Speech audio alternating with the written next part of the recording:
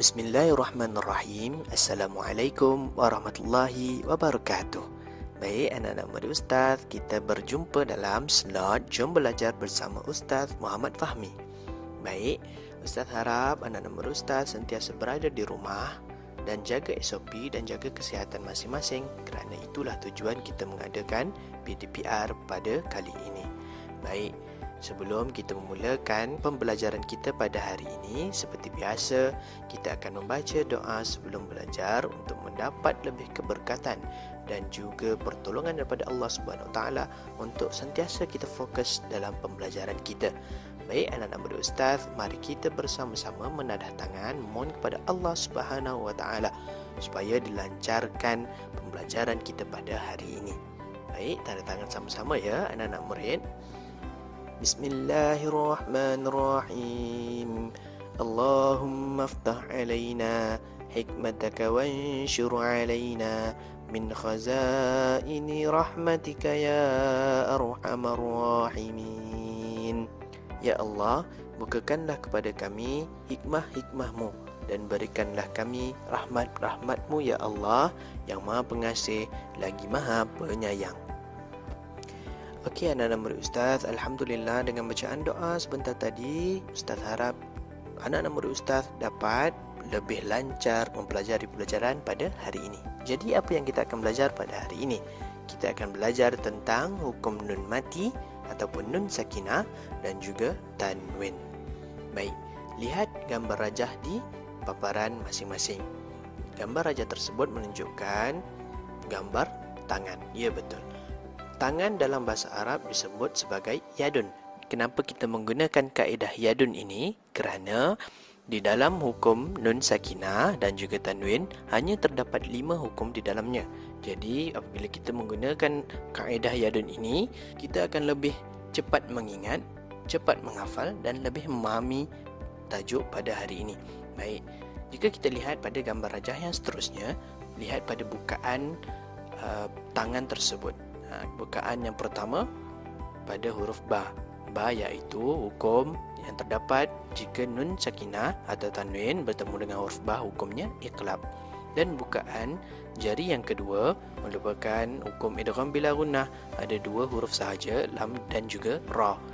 Dan seterusnya bukaan jari yang ketiga iaitu idgham ma'al gunnah, ada 4 huruf iaitu ya, waw, mim, nun.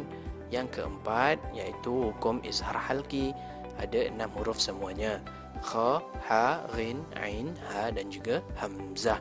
Dan seterusnya yang kelima adalah huruf yang paling banyak sekali, iaitu terdapat 15 huruf, iaitu pada hukum ikhfa hakiki. Jadi dengan kaedah yadun ini, sebabnya tangan itu berada dekat dengan kita dan ada 5 jari semuanya. Jadi insya-Allah kita akan dapat mengingat dengan lebih cepat dan lebih jelas dan juga memahami akan tajuk kita pada hari ini. Baik, kalau anak-anak murid Ustaz nak praktiskan macam mana nak ingat, guna sahaja kaedah yadun ini, buka dan tutup tangan masing-masing. InsyaAllah anak-anak murid Ustaz akan dapat menghafal kaedah yadun ini berserta dengan hukum yang terdapat dalam nun sakinah dan juga tanwin, insyaAllah. Okey, mari kita lihat pada hukum yang pertama iaitu hukum iqlab. Hukum iqlab ini ada 1 huruf sahaja iaitu huruf ba. InsyaAllah Ustaz pasti anak-anak murid Ustaz dapat mengingat hukum yang satu ini, iaitu apabila nun mati bertemu dengan huruf ba dan mesti ditukar kepada bunyi mim. Tengok pada teorinya, berlaku apabila nun mati ataupun sukun atau tanwin bertemu dengan huruf ba dan ia mesti ditukar kepada bunyi mim. Tandanya apabila kita nampak nun mati ataupun tanwin bertemu dengan ba.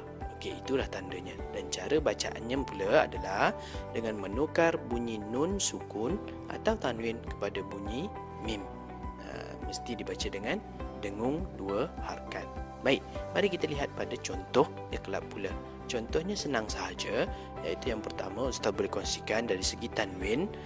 Kita tengok ayat yang pertama.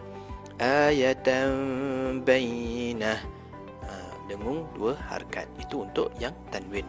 Bagi nun mati pula, kita tengok pada contoh pada dua kalimah, iaitu fa in baghat.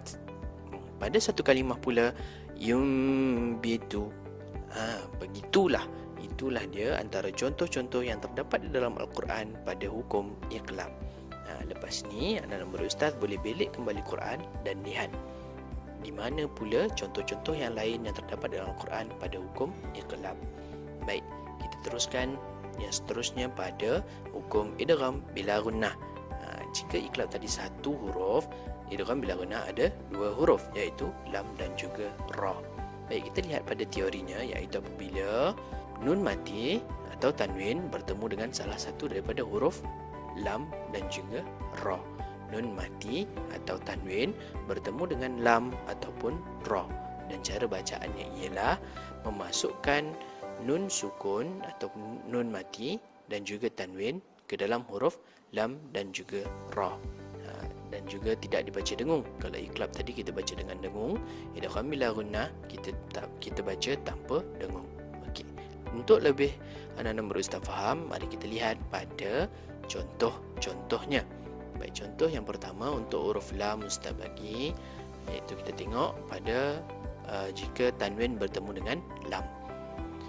Bimu'minil lana, tak ada dengung apa-apa, itulah dia idgham bila gunnah. Pada huruf ra pula kita tengok jika nun mati bertemu dengan ra, mirrahmati, tak ada langsung dengung. Jadi itu cara bacaan yang betul, jangan dengungkan. Baik, anak-anak berustaz boleh try praktis contoh-contoh yang lain, nak tengok betul ataupun tidak. Baik, kita lihat pada keadaan tangan yang ketiga, iaitu idgham ma'al gunnah. Idgham ma'al gunnah ada 4 huruf saja, iaitu ya, waw, mim dan juga nun. Baik, kita tengok pada teorinya, iaitu apabila berlaku nun mati ataupun tanwin bertemu salah satu daripada huruf idgham ma'al gunnah ini, iaitu hurufnya apa? Ya, waw, mim dan juga nun. Tandanya seperti yang terdapat dalam paparan, dan juga cara bacaannya sama dengan idgham bila gunnah tadi, cuma bezanya kena dengung 2 harakat. Memasukkan juga huruf nun sakinah atau tanwin ke dalam huruf ya, wa, mim, nun, tapi mesti dengan dengung. Itu je beza antara idgham ma'al gunnah dengan idgham bila gunnah. Kita lihat contoh supaya anak-anak murid ustaz lebih faham. Baik, kita tengok pada huruf ya. Jika tanwin bertemu dengan ya, macam mana bunyinya? Hisaban yasira. Dengar, ada dengung 2 harakat. Ustaz ulang sekali lagi. Hisaban yasira. Baik, kita lihat pada contoh waw pula. Jika nun sukun ataupun nun mati bertemu dengan huruf waw, macam mana bunyinya? Min warai. Min warai. Kita lihat pada huruf mim pula. Jika tanwin bertemu dengan huruf mim, bisultanim mubin, dengung 2 harakat. Jika huruf nun pula, nun sukun bertemu dengan nun, lan nadkhulaha, dengar, kena dengung 2 harakat. Jadi anak-anak berustaz boleh praktis juga contoh-contoh yang lain yang terdapat hukum idgham ma'al gunnah. Baik, bukaan yadun yang keempat, iaitu izhar halqi. Izhar halqi ini apa dia? Iaitu secara teorinya apabila nun mati ataupun tanwin bertemu dengan salah satu huruf izhar. Apa dia huruf izhar? Huruf izhar ni ada 6. Ada 6. Ha, kha, ain, ghin, hamzah dan juga ha. Senang je nak ingat, kan? Ada 6 huruf je, tak banyak. Baik, macam mana cara bacaan dia? Cara bacaan dia mesti jelas. Jelas bunyi nun sukun dan tanwin, tak ada dengung, tak ada apa, semua jelas, sebut satu-satu. Kita tengok contoh untuk lebih senang faham. Baik, jika tanwin, kita lihat apa dia contohnya. Rafrafin khudrin, kan? Contoh yang lain, afuwan ghafura, tak ada dengung, tak ada apa, mesti jelas. Kita tengok pada contoh nun sukun bertemu dengan huruf izhar halqi pula macam mana. An ibadatihi, wayan hauna, kan? Jelas, nyata dan terang, tak ada dengung, tak ada masuk, tak ada apa. Okey, seterusnya yang terakhir hukum bagi tanwin, bagi hukum tanwin dan juga nun sakinah Yang terakhir, yang kelima, bukaan yadun yang kelima, iaitu ikhfa hakiki. Kalau kita tengok pada gambar rajah, terlalu banyak kan dia punya huruf. Macam mana nak ingat? Senang saja nak ingat. Apabila kita ingat huruf hukum-hukum yang lain, maksud Ustaz, kalau kita ingat huruf ba, lam, ra, ya, waw, mim, nun, ha, kha, ain, ghin, hamzah dan juga ha. Maknanya kita ketepikan selain daripada huruf yang kita dah hafal awal tadi. Maknanya bakinya itu adalah huruf ikhfa hakiki. Jadi itu sahaja cara untuk kita ingat apa dia huruf ikhfa hakiki. Itu cara paling mudah. Tapi boleh sahaja kalau nak hafal satu-satu, ta, tha, jim, dal, zal, zai, sin, shin, sad, dad, ta, dha, fa, qaf, kaf. Boleh sahaja, tak ada masalah. Okey, seterusnya kita tengok pada teori ikhfa hakiki. Apabila nun mati atau tanwin bertemu salah satu daripada huruf ikhfa hakiki yang 15 tadi itu. Itulah dia huruf ikhfa hakiki. Baik, cara bacaan dia adalah dengan mendengungkan bunyi nun sukun atau tanwin sepanjang dua harakat. Baik, kita lihat pada contohnya, iaitu hayyatun tas'a. Seterusnya qawlan thaqila. Seterusnya bi khalqin jadid. Seterusnya an dinikum. Dan yang terakhir a'anzartahum. Itulah dia contoh bagi ikhfa hakiki. Okey, kita lihat pada kaedah yang lain, iaitu kaedah ini dinamakan sebagai kaedah pokok ajaib. Sebab apa pokok ajaib? Sebab dia boleh mengajarkan kita tentang hukum nun sakinah dan juga tanwin. Baik, kita lihat pada pokok ajaib ini. Pokok ajaib ini memang ajaib kerana dia hanya ada satu putik. Satu putik, seterusnya ada 2 bunga, dan seterusnya ada 4 buah, dan ada 6 daun, dan yang lainnya adalah akar lah. Jadi senang nak ingat 1, 2, 4, 6, dan yang akhir itu adalah bakinya. Kan? Betul. Baik, untuk satu, apa dia? Ba, iqlab. Yang kedua, apa ada 2 huruf? Idgham bila gunnah. Dan seterusnya 4 buah, apa yang ada 4 huruf? Idgham ma'al gunnah, ya wa mim nun. Dan seterusnya ada 6 daun, apa yang ada 6 huruf? Izhar halqi, ha, kha, ain, ghin, ha, hamzah. Dan seterusnya yang bakinya adalah ikhfa hakiki.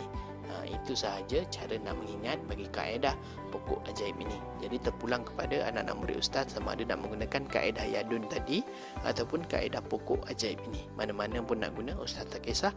Janji anak-anak murid Ustaz dapat apa yang kita belajar pada hari ini. Baik, itu sahaja pada hari ini. Ustaz harap anak murid Ustaz dapat amalkan dalam pembacaan Al-Quran harian supaya kita sentiasa belajar dengan penuh tajwid dan supaya kita dapat pahala apabila kita membaca Al-Quran. Baik, itu sahaja daripada Ustaz. Assalamualaikum warahmatullahi wabarakatuh.